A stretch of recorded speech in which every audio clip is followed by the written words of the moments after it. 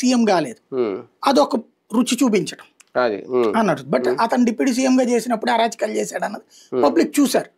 కాబట్టి ఎట్లా ఉంటది అనేది చూడాలి. ఇక్కడ బేసిక్ గా ఏంటంటే ఓ రకంగా చెప్పాలంటే రౌడీ రాజకీయం కావాలా, సాఫ్ట్ పాలిటిక్స్ కావాలా, అదే అక్కడ బీహార్ కానీ ఉత్తరప్రదేశ్ కానీ నార్త్ ఇండియాలో ఎందుకు ఎదగలేదంటే ఈ కుల రాజకీయము, రౌడీ రాజకీయము, అరాచకపు రాజకీయం వల్ల పరిశ్రమలు అక్కడ పెట్టాల. మన దక్షిణాది సక్సెస్ అయింది అక్కడే. వాళ్ళకి అక్కడ గొడవల మూలంగా పరిశ్రమలు పెట్టకపోయేటప్పటికి మన ఏరియాలో పరిశ్రమలు పెట్టుకున్నారు. మ్యానుఫ్యాక్చరింగ్ సెక్టారా లేకపోతే ఈ సాఫ్ట్వేర్, ఐటీలు ఇవన్నీ. అక్కడ ఎందుకు పెట్టలేదు ఐటీ కంపెనీ? పెడితే ఇది ఎప్పుడు వెళ్ళి ఎవరితో పగపుచ్చుకుని కలుగుతాడు తెలియదు.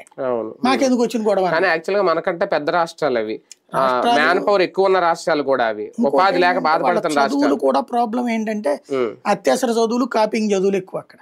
అది అవును మెయిన్. అది నాలెడ్జ్ ఇప్పుడు ఆంధ్ర తెలంగాణలో గొడవ ఎందుకు వచ్చింది?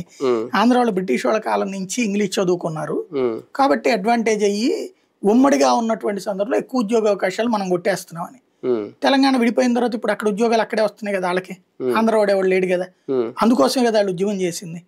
అట్లాగే నార్త్ ఇండియా వాళ్ళకి సమస్య ఏంటి అంటే చదువుకున్న వాళ్ళు ఏమో దక్షిణాది ఎక్కువ ఉన్నారు, అక్కడేమో చదువులు తక్కువ ఉన్నాయి.